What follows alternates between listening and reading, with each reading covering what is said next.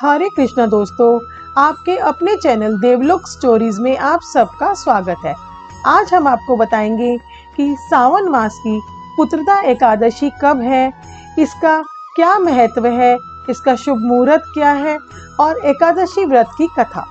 दोस्तों, हिंदू धर्म में ऐसे तो हर महीने की एकादशी तिथि का महत्व होता है, लेकिन सावन मास की एकादशी तिथि का महत्व बढ़ जाता है।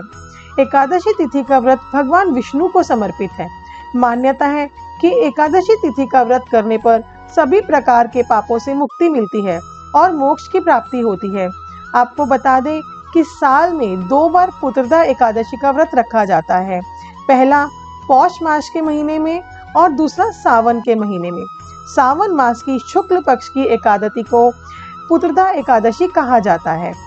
मान्यता है कि इस दिन निसंतान दंपति व्रत रखकर श्री हरि विष्णु जी को विधि विधान से पूजा करते हैं तो जल्द योग्य संतान की प्राप्ति हो जाती है। पंचांग के अनुसार सावन मास के शुक्ल पक्ष की एकादशी तिथि की शुरुआत 26 अगस्त मिडनाइट 12:08 या आप कह सकते हैं कि 27 अगस्त प्रातः 12:08 पर होगी और इसी दिन रात्रि 9:32 पर एकादशी तिथि का समापन होगा। उदया तिथि के अनुसार एकादशी 27 अगस्त को मनाई जाएगी। श्रावण मास की पुत्रदा एकादशी व्रत कथा। युधिष्ठिर कहने लगे कि हे मधुसूदन, श्रावण शुक्ला एकादशी का क्या नाम है, व्रत करने की विधि तथा इसका महत्व कृपा करके कहिए। श्री कृष्ण बोले, हे राजन, इस एकादशी का नाम पुत्रदा है। अब आप शांति पूर्वक इसी कथा को सुनिए। द्वापर युग के आरंभ में महिष्मति नाम की एक नगरी थी, जिसमें महिजित नाम का राजा राज्य करता था।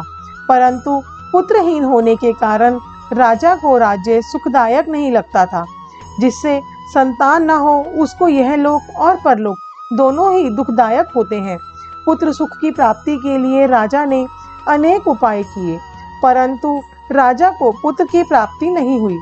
वृद्धावस्था आती हुई देखकर राजा अपनी प्रजा के प्रतिनिधियों को बुलाकर कहने लगा कि हे प्रजाजनों, मैंने इस जन्म में तो कोई पाप किया नहीं। मेरे खजाने में अन्याय से उपार्जन किया हुआ धन नहीं है, ना मैंने कभी देवताओं अथवा ब्राह्मणों का धन छीना। किसी दूसरे की धरोहर भी मैंने नहीं ली। प्रजा को पुत्र समान पालता रहा। मैं अपराधियों को पुत्र और बांधवों को की तरह दंड देता रहा। कभी किसी से घृणा नहीं की, सबको समान माना है। सज्जनों की सदा पूजा करता रहा हूँ। इस प्रकार धर्मयुक्त राज्य करते हुए भी मेरे पुत्र नहीं है, सो मैं अत्यंत दुख पा रहा हूँ। इसका क्या कारण है? राजा महिजित की इस बात को विचारने के लिए मंत्रीगण तथा प्रजा के प्रतिनिधि वन को गए और बड़े बड़े ऋषि और मुनियों के दर्शन करते हुए राजा के हित की उत्तम कामना की पूर्ति के लिए किसी श्रेष्ठ तपस्वी मुनि को देखते फिरते रहे। एक आश्रम में उन्होंने एक अत्यंत वयोवृद्ध धर्म के ज्ञाता बड़े तपस्वी परमात्मा में मन लगाए हुए निराहार जितेंद्रिय जितात्मा जित क्रोध सनातन धर्म के गुण तत्वों को जानने वाले समस्त शास्त्रों के ज्ञाता महात्मा लोमश मुनि को देखा, जिनका कल्प के व्यतीत होने पर एक रोम गिरता था। सबने जाकर ऋषि को प्रणाम किया और उनके सामने बैठ गए। उन लोगों को देखकर मुनि ने पूछा कि आप लोग किस कारण आए हैं? निसंदेह मैं आप लोगों का हित करूंगा। मेरा जन्म केवल दूसरों के हित के लिए ही हुआ है, अतः निसंकोच कहो। लोमश ऋषि के ऐसा वचन सुनकर सब लोग बोले, हे महर्षि, आप हमारी बात जानने में ब्रह्मा से भी अधिक समर्थ हैं, अतः आप हमारे इस संदेह को दूर कीजिए। महिष्मतिपुरी का धर्मात्मा राजा महिजित प्रजा के पुत्र के समान पालन करता है, परंतु फिर भी वह पुत्रहीन होने के कारण अत्यंत दुखी है। हम लोग उसकी प्रजा हैं, अतः उसके दुख से हम भी दुखी हैं।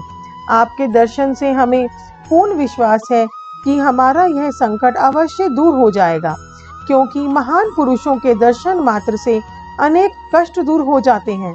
अब आप कृपा करके राजा के पुत्र होने का उपाय बतलाएं। यह वार्ता सुनकर ऋषि ने थोड़ी देर के लिए अपने नेत्र बंद किए और राजा के प्रथम जन्म का वृतांत जानकर कहने लगे, कि ये राजा पूर्व जन्म में एक निर्धन वैश्य था। निर्धन होने के कारण इसने अनेक बुरे कर्म किए। यह एक गांव से दूसरे गांव व्यापार करने के लिए जाया करता था। एक समय ज्येष्ठ मास के शुक्ल पक्ष की द्वादशी के दिन मध्याह्न काल के समय, जबकि वह 2 दिन का भूखा प्यासा था, एक जलाशय पर जल पीने गया। उस स्थान पर एक तत्काल की ब्याही हुई प्यासी गौ जल पी रही थी। राजा ने उस प्यासी गौ को जल पीते हुए हटा दिया और स्वयं जल पीने लगा। इसीलिए राजा को यह दुख सहना पड़ा है। एकादशी के दिन भूखा रहने से वह राजा हुआ और प्यासी गौ को जल पीते हुए हटाने से पुत्र के वियोग का दुख भोग रहा है। ऐसा सुनकर सब लोग कहने लगे कि हे ऋषि, शास्त्रों में पापों का प्रायश्चित भी लिखा है, अतः राजा का यह पाप नष्ट हो जाए, आप ऐसा कोई उपाय बताएं। लोमेश मुनि कहने लगे कि श्रावण शुक्ल पक्ष की एकादशी को, जिसे पुत्रदा एकादशी भी कहते हैं, तुम सब लोग व्रत करो और रात्रि को जागरण भी करो। इससे राजा का यह पूर्व जन्म का पाप अवश्य नष्ट हो जाएगा, साथ ही राजा को पुत्र की प्राप्ति होगी। लोमश ऋषि के ऐसे वचन सुनकर मंत्रियों सहित सारी प्रजा नगर को वापस लौट आई और जब श्रावण शुक्ला एकादशी आई तो लोमश ऋषि की आज्ञा अनुसार राजा सहित सबने पुत्रदा एकादशी का व्रत और जागरण किया। इसके पश्चात द्वादशी के दिन इसके पुण्य का फल राजा को दिया गया। उस पुण्य के प्रभाव से रानी ने गर्भ धारण किया और प्रसव काल समाप्त होने पर उसके एक बड़ा तेजस्वी पुत्र उत्पन्न हुआ। इसीलिए हे राजन, इस श्रावण शुक्ला एकादशी का नाम पुत्रदा एकादशी पड़ा। अतः संतान के सुख की इच्छा रखने वाले इस व्रत को अवश्य करें।